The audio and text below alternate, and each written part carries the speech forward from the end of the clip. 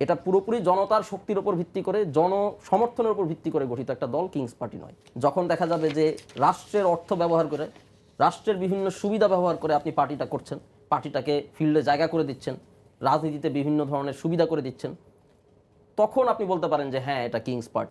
আরিফ সোহেল, নতুন দলের সাথে সরকারের আসলে কি সম্পর্ক এখন?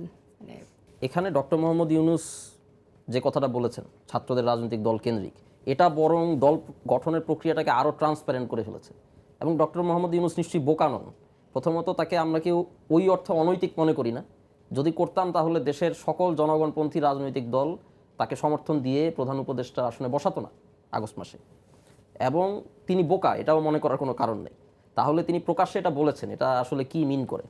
তিনি প্রকাশ করেছেন যে এই পার্টিতে তার ভূমিকা কতটুকু, এবং সেটা এতটুকুই যে তিনি পরামর্শটা দিয়েছেন। রাজনৈতিক দল করার ক্ষেত্রে যারা এখন ছাত্র উপদেষ্টা আছেন তারা ইচ্ছা পোষণ করতেই পারেন, এটা তাদের গণতান্ত্রিক এবং তাদের মানবাধিকার মৌলিক অধিকার, এটা রাজনৈতিক চর্চা, রাজনৈতিক এক্সপ্রেশন।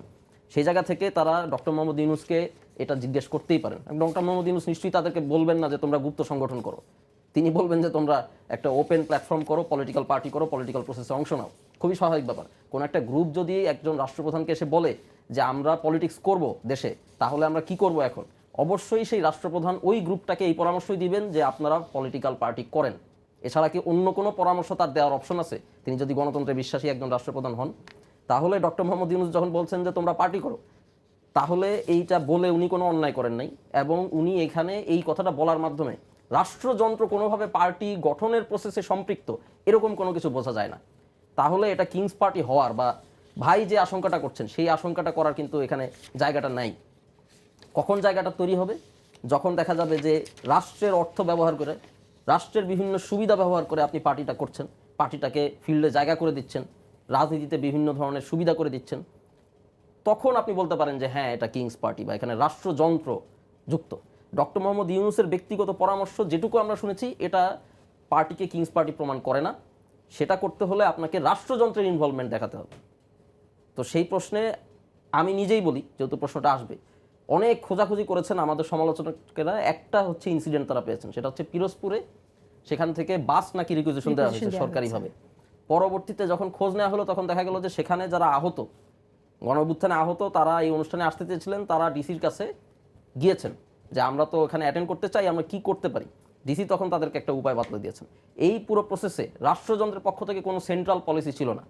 তাহলে আওয়ামী লীগের মতো হতো, প্রত্যেক জেলার ডিসি এসপিদেরকে বলা থাকতো যে আপনারা প্রত্যেকে সহায়তা করবেন। এরকম কোনো নির্দেশনা ওই ডিসির কাছে যায় নাই, কোনো ডিসির কাছে যায় নাই। ইনফ্যাক্ট তিনি যেহেতু গণঅভ্যুত্থানে তারা আহত, সহানুভূতিশীল হয়ে তিনি সেখানে একটা ইনভলভমেন্ট করেছেন। তো এই যে ব্যাপারটা, সমালোচকেরা মানে সারা দেশে তো একটা ইনসিডেন্ট পাই নাই, পাইছি এই এক ইনসিডেন্ট, সেটার মূল কথাটা আমি এখানে প্রকাশ করে দিলাম। তাহলে এই প্রোগ্রামে ফাইন্যান্সের কথা বলেন, সেটা অবশ্যই আমরা প্রকাশ করবো ইনশাল্লাহ। এবং রাষ্ট্রের ইনভলভমেন্টের কথা বলেন, দুই দিক থেকে কিন্তু বর্তমানে আমরা দেখাচ্ছি যে আমরা স্বয়ংসম্পূর্ণ, রাষ্ট্র থেকে আমরা সহায়তা নিচ্ছি না।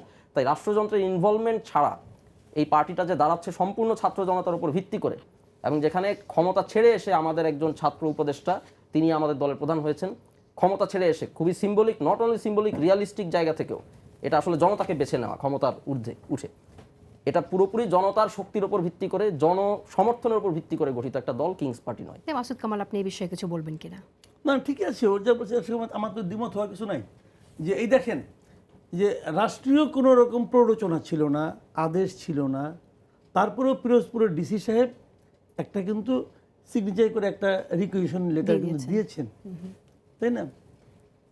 তাহলে উনি এটা কেন করলেন? নিজের উৎসাহে করলেন। ওনার কাছে মনে হয়েছে যে এদেরকে হেল্প করা দরকার। আহত যারা ছিল তাদের জন্য একটা বাস হলে হতো, আহত আত্মসচেতনকে 5টা বাস, আবার কে নিবে তার নাম, তার ঠিকানা সব দেওয়া।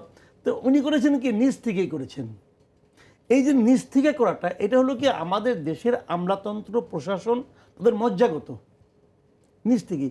এই ভয়টাই তো আমি করি, যে যখন জানবেন যে উনারই পার্টি, উনি বলছেন পার্টি করার জন্য, উনি যেটা বলেন ছাত্রদের কাছে পরামর্শের জন্য যায় নাই।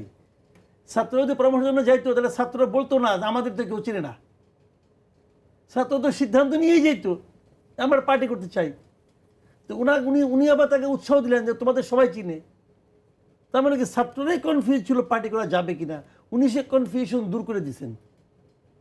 কাজে বিষয়টাও ভাবে এটা যখন প্রশাসনের সবাই যখন জানবে, যখন নির্বাচন আসবে এবং যখন প্রকৃতভাবে একটা সিদ্ধান্ত নেওয়ার সময় আসবে, তখন এরকম পিরোজপুরের ডিসির মতো ওনার ভাই ব্রাদারকে সারা দেশে আর নাই রে ভাই, অনেক ভাই ব্রাদার আছে। একটু ভিন্ন প্রসঙ্গে আসি, আপনি আর মাঝখানে একটা ছোট্ট একটা কথা বলি যে ওই ভদ্রলোকের মাথা মোটা আসলে, এই জন্য কাগজে সাইন করছেন, কিন্তু অনেক বাস মালিকও তো আমার পরিচিত আছে, বাস মালিকও তো ভাই আমাদের পরিচিত, আমার দেশটা তো ভাই ছোট, আপনি আমার আধা ঘন্টার সময় দেন না, প্রমাণ করে দেবো আপনি আমার আত্মীয় হন, ও আমার আত্মীয় হয়, সবাই সবাই চিনা, খুঁজলে পাওয়া যাবে। এরকম দু একজন বাস মালিক তো আমি চিনি, সমিতির লোকজনকে চিনি, তারাও তো বলছে তাদের এখানে বাস আসছে কিনা আসছে, বলে দেওয়া হয়েছে ফোন করে, উনি মাথা মোটা উনি সাইন করতে গেছে, আর তো কিছু না।